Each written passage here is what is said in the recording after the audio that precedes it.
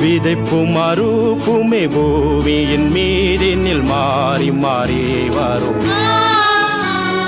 பகலும் இரவுமாய் வருடங்கள் மாயமாய் நழுவியே சென்றிடும். கிறிஸ்துவுக்குள் பிரியமானவர்களே, இயேசு கிறிஸ்துவின் இனிய நாமத்தில் உங்கள் யாவருக்கும் என்னுடைய அன்பின் வாழ்த்துக்கள். குணமாக்குதல் என்பது கர்த்தருடைய கரத்திலிருந்து மாத்திரமே நம்மால் பெற்றுக்கொள்ள முடியும். எந்த ஒரு தனிப்பட்ட மனுஷனாலும் குணமாக்குதல் அல்ல என்கிறதை நாம் தொடர்ந்து பார்த்து கொண்டிருக்கிறோம்.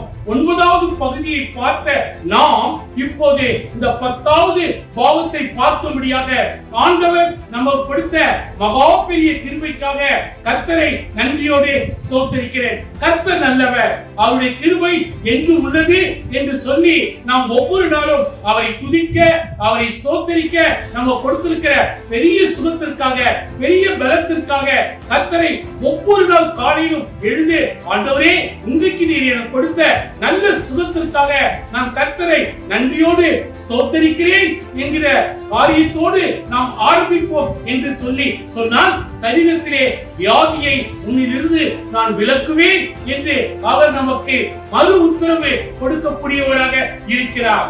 இந்த 10வது பகுதியிலே நாம் பார்க்கக்கூடிய காரியம் என்ன? ஏசாயா தீர்க்கதரிசி இதை குணமாக்குதலை குறித்து பேசுகிறார். பிரியமானவர்களே, ஏசாயா தீர்க்கதரிசி 2000 ஆண்டுகளுக்கு முன்பதாகவே இந்த குணமாக்குதல் என்கிறதை குறித்து அவர் பேசியிருக்கிறார். ஏசாயா தீர்க்கதரிசியின் புஸ்தகம் 53ஆம் அதிகாரம், பக்கம் 860, வசனம் 4-5. 4வது வசனத்தில் என்ன சொல்கிறார்? மெய்யாகவே அவர் தம்முடைய பாடுகளை ஏற்றுக்கொண்டு, மெய்யாகவே சரீரத்திலே தம்முடைய பாடுகளை ஏற்றுக்கொண்டு நம்முடைய துக்கங்களை சுமந்தார்.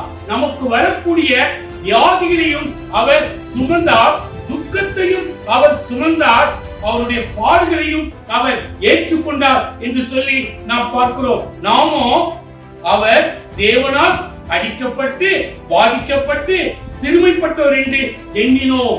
சிறுமைப்பட்டவன் என்று எண்ணினபடியினாலே அவர் நம்முடைய மீறுதல் நிமித்தமாக அடிக்கப்படுகிறார். வியாதியை விளக்கக்கூடிய ஒரு காரியம் இந்த சிலுவையின் பாடுகளிலே நாம் பார்க்கிறோம். பிரியமானவர்களே, பாடுகளை ஏற்றுக்கொண்டார், நம்முடைய துக்கங்களை சுமந்து கொண்டார். நமக்கு இருக்கிற சகல துக்கம் என்ன? என் சரீரத்தில் இருக்கிற வியாதிகள் என்னை விட்டு அகன்று போக வேண்டும் என்கின்ற ஒரு பெரிய துக்கம் நம்மிடத்திலே காணப்படுகிறது. வியாதி இருக்கிற ஒவ்வொருவருக்கும் சரீரத்திலே துக்கங்களும் பாரங்களும் அதிகமாக இருக்கிறது என்கிறதை நாம் பார்க்கிறோம். எனவே வேதம் சொல்லுகிறது, மெய்யாகவே அவர் தம்முடைய பாடுகளை ஏற்றுக்கொண்டு நம்முடைய துக்கங்களை சுமந்தார். நாமோ தேவனால் அடிக்கப்பட்டு, பாதிக்கப்பட்டு, சிறுமைப்பட்டவர் என்று எண்ணினோம். பிரியமானவர்களே, இந்த சிறுமைப்பட்டவனுடைய துக்கத்தை, இந்த ஏழ்மையானவனுடைய துக்கத்தை அவர் அந்த சிலுவையிலே சுமக்கும்படியாக ஒரு பெரிய அர்ப்பணிப்போடு கூட நம்முடைய சரீரத்தில் இருக்கிற வியாதிகளை நீக்குவதற்கு அவர் நம்முடைய பாடுகளிலே அந்த துக்கத்தை ஏற்றுக்கொண்டார் என்று ஏசாயா தீர்க்கதரிசி திட்டமாக வெளிப்படுத்துகிறார். பிரியமானவர்களே, வேதம் சொல்லுகிறது 5வது வசனத்திலே, நம்முடைய மீறுதல் நிமித்தம், நாம் செய்த மீறுதல் நிமித்தமாக வியாதி வந்து விடுகிறது. எனவேதான் நம்முடைய மீறுதல்கள் குறைக்கப்பட வேண்டும், நம்மிடத்திலே மீறுதல்கள் காணப்படக்கூடாது என்று வேதம் நமக்கு தெளிவுபடுத்துகிறது. நம்முடைய அக்கிரம நிமித்தம் அவர் நொறுக்கப்பட்டார். நம்முடைய அக்கிரமங்கள், நாம் செய்த மீறுதல்கள், நாம் செய்த அக்கிரமங்கள் எல்லாவற்றிற்காக நம்மை குணமாக்க வேண்டும் என்கின்ற பெரிய காரியத்திற்காக அவர் அந்த சிலுவையை சுமக்கக்கூடிய நாட்களுக்குள் அவர் தன்னை ஒரு பெரிய அர்ப்பணிப்புக்குள் வருகிறார் என்கிறதை நாம் பார்க்கிறோம். பிரியமானே, நமக்கு சமாதானத்தை உண்டு பண்ணும் ஆக்கினை அவர் மேல் வந்தது. ஒருவேளை சமாதானம் என்பது குணமாக்குதல் நம் மேல் வர வேண்டும் என்பதற்காக அவர் சமாதானத்தை உண்டு பண்ணும் ஆக்கினை அவர் மேல் வந்தது. பிரியமானவர்களே, குணமாக்குதல் என்பது என்ன? சரீரத்தில் இருக்கிற அக்கிரமங்கள் நீக்கப்பட வேண்டும். நம் சரீரத்தில் இருக்கிற அக்கிரமங்கள் நீக்கப்படும் என்பதற்காக அவர் நொறுக்கப்பட்டார், அவர் பாதிக்கப்பட்டார்.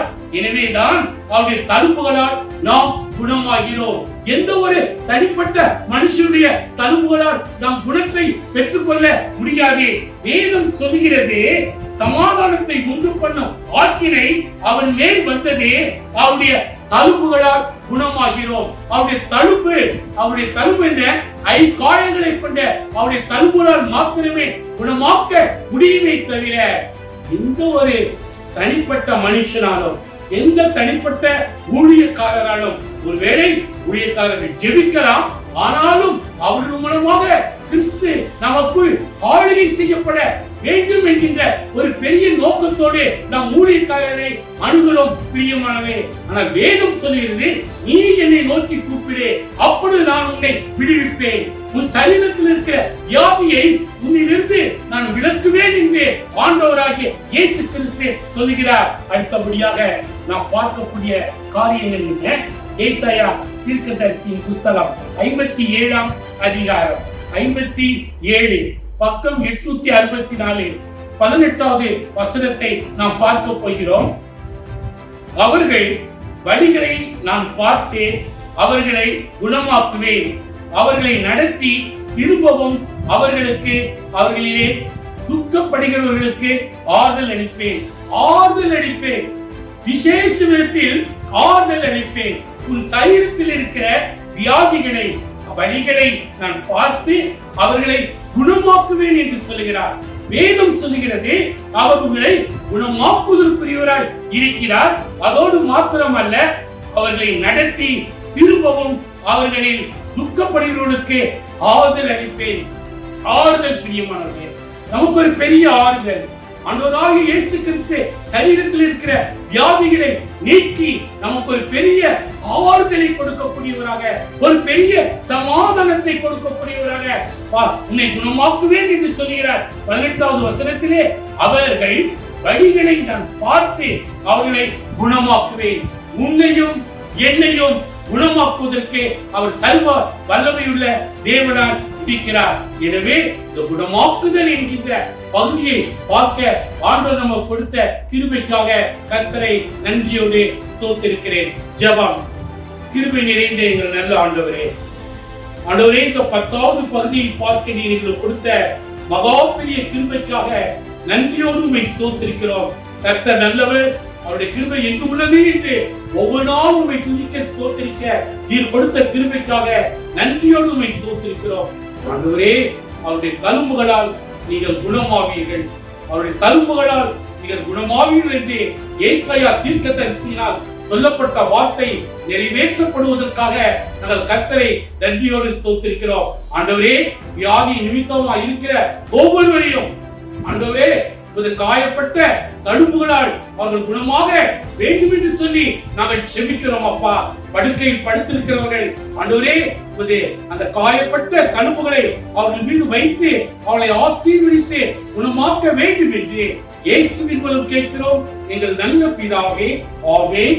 நமது ஆண்டவராகிய இயேசு கிறிஸ்துவின் கிருபையும் பிதாவாகிய தேவனுடைய அன்பும் பரிசுத்த ஆவியானவருடைய அன்பின் ஐக்கியமும் நம் அனைவரோடு கூட சதா காலங்கள் ஆசீர்வாதத்தோடு நிலைத்திருப்பதாக.